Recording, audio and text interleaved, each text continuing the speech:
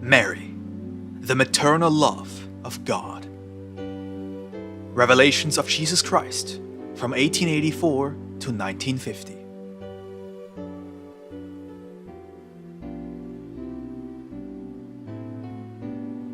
The humble earthly existence of Mary.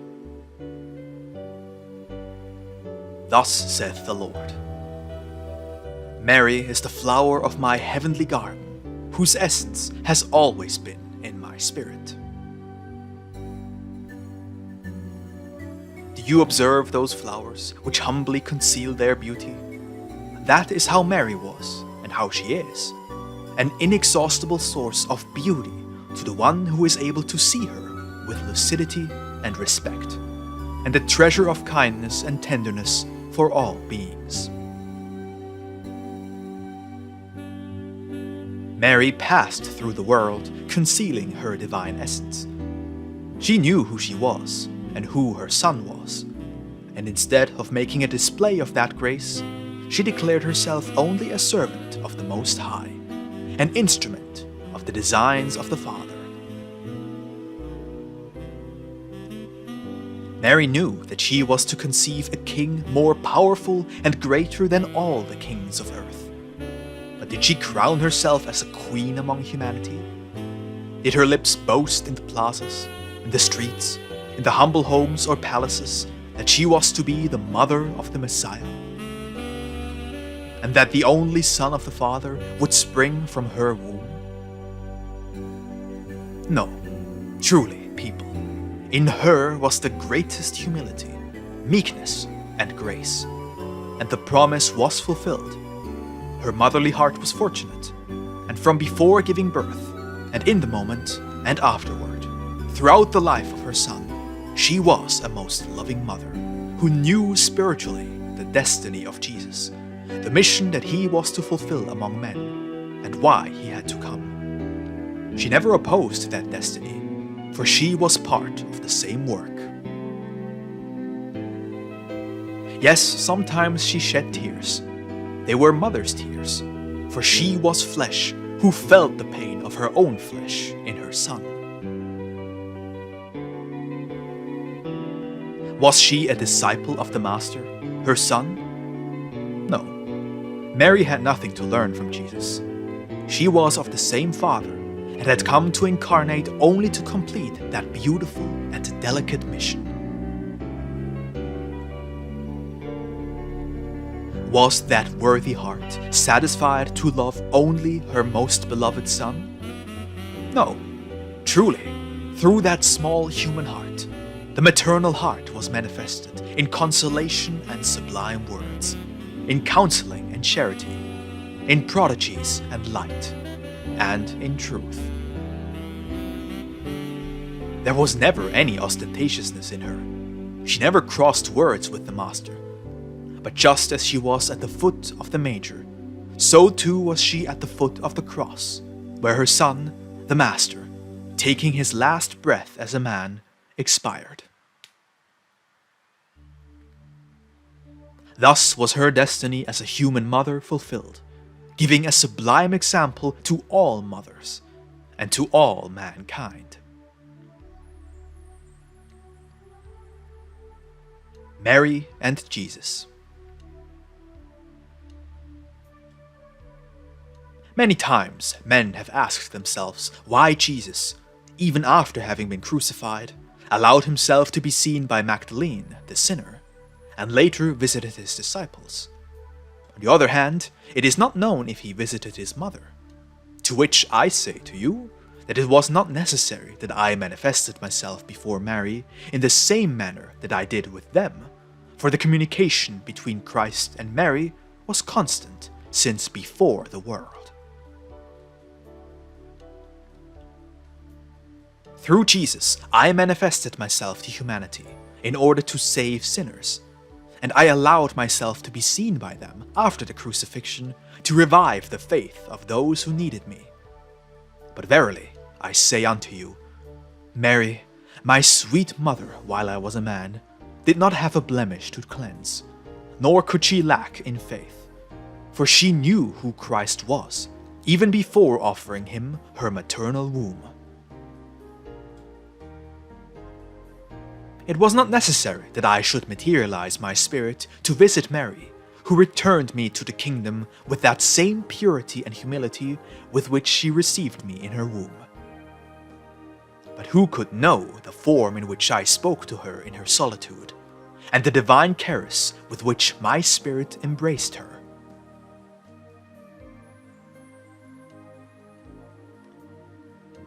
Thus I answer those who have presented me with this question, and who often thought that the first visit of Jesus should have been made to his mother.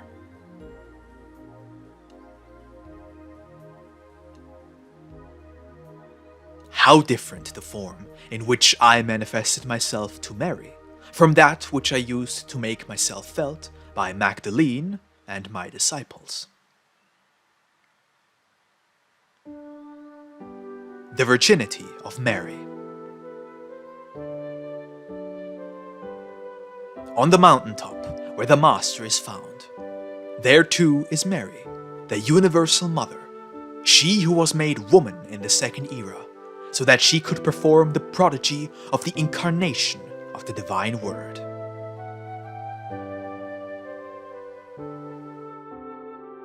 Man has scrutinized and judged Mary, and the way that Jesus came to the world, and those judgments have torn at the garments of purity of the maternal spirit, whose heart spilled out its blood over the world. I have come in this time to throw back the veil of the unknown, to remove the doubt of the unbeliever, and to give him knowledge of the spiritual teachings. From my truth, which is like a road, men have made many side roads, on which, most of the time, they get lost. And while some seek the intercession of the Celestial Mother, and others do ignore her, her mantle of love and tenderness envelops all eternally. From the beginning of time, I revealed the existence of the spiritual mother, of whom the prophet spoke before she came to the world.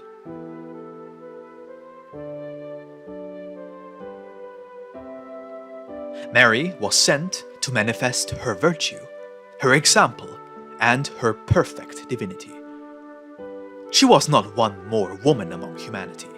She was a distinctive woman, and the world saw her life, knew her way of thinking and feeling, and knew the purity and grace of her body and spirit. She is an example of simplicity, humility, abnegation, and love. And in spite of the fact that her life has been known by the world of that time and of succeeding generations, there are many who do not know of her virtue and her virginity.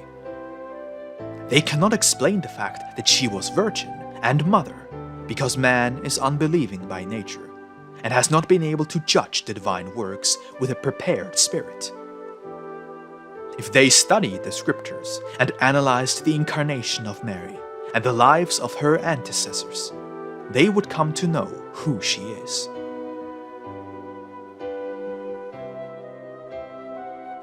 The most tender love of God for his creatures has no form. Nevertheless, in the second era, it took the form of a woman, in Mary, the mother of Jesus. Understand that Mary has always existed, since her essence, her love, and her tenderness have always been in the divinity. How many theories and confusions have men forged about Mary, about her maternity, her conception, and her purity? How they have blasphemed. The day that they understand the truth of that purity, they will say, "Better would it be never to have been born." Tears of fire will burn their spirits, and then Mary will envelop them in her grace. The Divine Mother will protect them under her mantle, and the Father will forgive them, saying to them with infinite love, "Keep vigil and pray, because I forgive you, and in you I forgive and bless the world. The example of Mary for women. The life of your master is an example for all humanity, and yet, as women needed teaching about their mission as mothers, Mary was sent to humanity in representation of the divine tenderness, to give them her divine example of humility as well. Blessed women, you too form part of my apostolate. Between the spirits of men and your own, there is no difference, although you are physically different and have different missions. Take Jesus as master of your spirit and follow him in the path traced by his love. Make his word yours and embrace his cross. I am speaking to you with the same word with which I speak to men, for spiritually you are the same. But when your woman's heart seeks a model to imitate, when you need perfect examples to support you in perfecting yourself in life, remember Mary. Observe her throughout her life's journey on earth.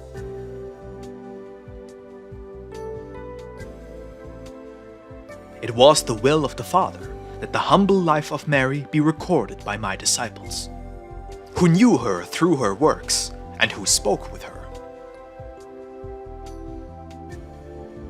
That life, humble to those familiar with it, was luminous from the time of her birth until her end on earth.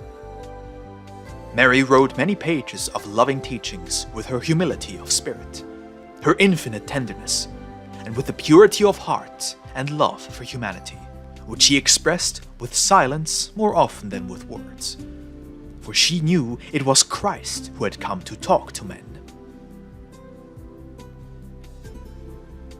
The spirit of Mary was the same tenderness that emanates from the Father, in order to give humanity the perfect example of humility, obedience, and meekness. Her passage through the world was a beam of light. Her life was simple, elevated, and pure. In her, the prophecies that announced that the Messiah would be born of a virgin were fulfilled.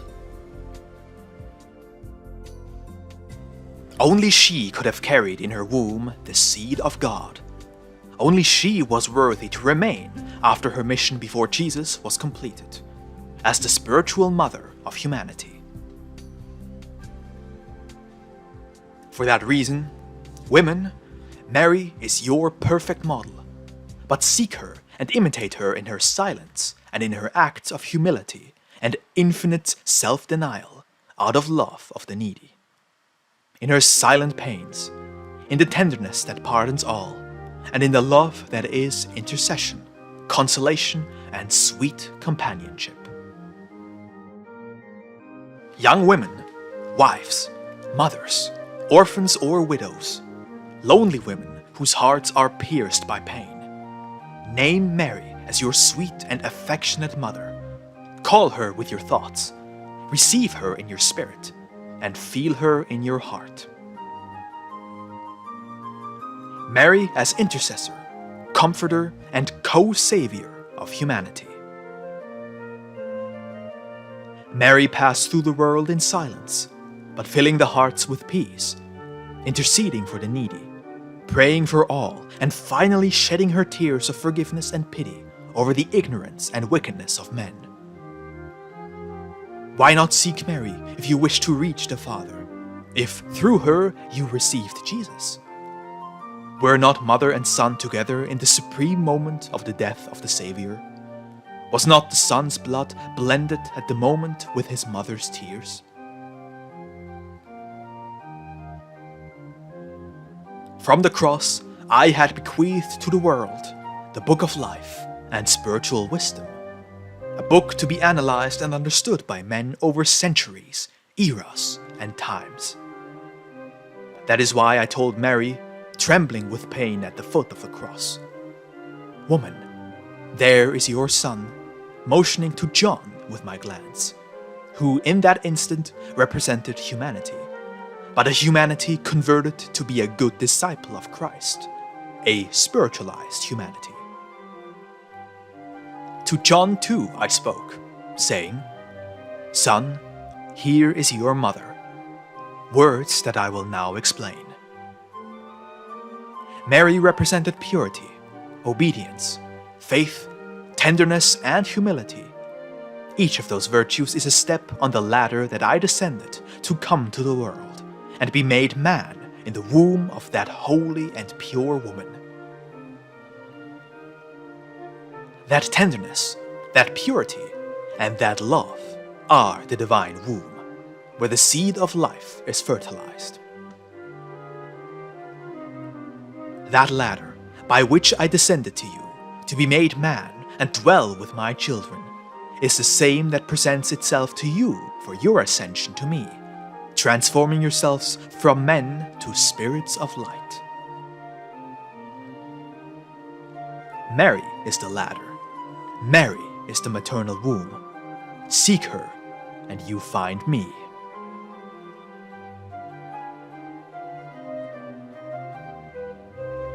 I left you to Mary at the foot of the cross on the mount that gathered my blood and the tears of the mother.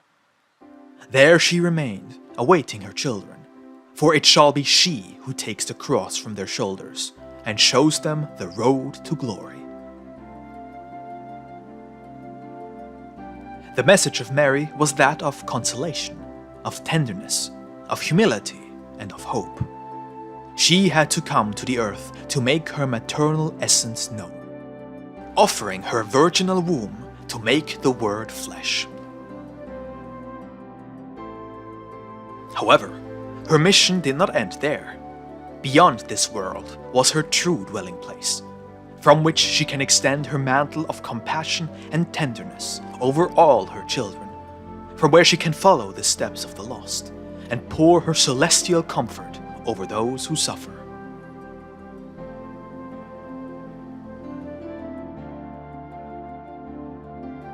Many centuries before Mary descended to the world to fulfill her divine destiny, being made flesh as a woman, a prophet of God announced her. Through him you knew that a virgin would conceive and bear a son, who would be called Emmanuel, which is to say, God with you. In Mary, a woman without a stain, in whom the spirit of celestial tenderness descended to earth, the divine promise announced by the prophet was fulfilled. Since then, the world has known her, and men and the peoples pronounce her name with love, and in their pain seek her as mother. The mother of sorrows you call her, for you know the world buried the sword of pain in her heart, and you cannot quit from your minds that sorrowful face and that expression of infinite sadness. Today, I wish to tell you to remove from your heart that eternal image of pain, and in its place think of Mary as the sweet, smiling, and loving mother who works spiritually, helping all her creatures to elevate themselves on the road traced by the Master. Do you see that the mission of Mary was not limited to maternity on earth? Her manifestation in the Second Era was also not unique, for a new time is reserved to her, in which she shall speak from spirit to spirit with humanity.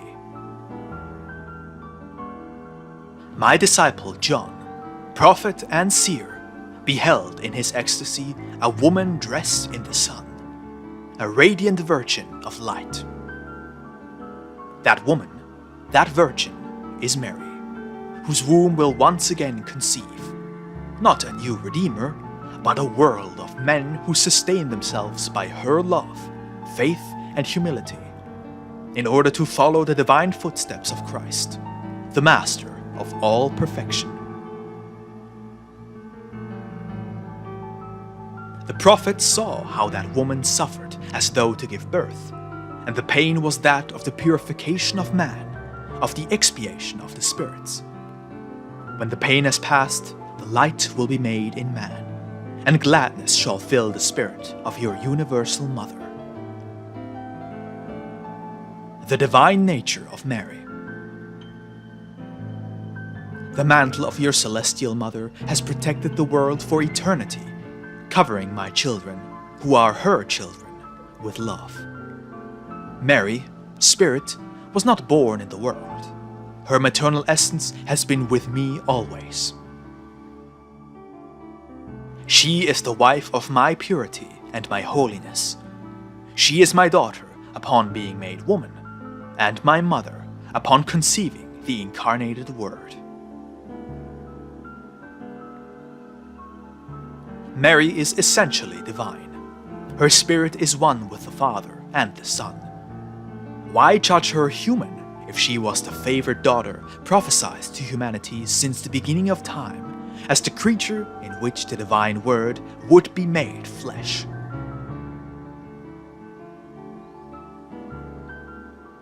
Why then do men blaspheme and doubt my power, scrutinizing my works without respect? It is because they have not deeply studied my divine teaching, have not meditated on what the Scriptures say, nor accepted my will. Today, in the third era, there is still doubt that she comes to communicate with men. But I tell you that she participates in all my works, for she is the representation of the most tender love held in my divine spirit.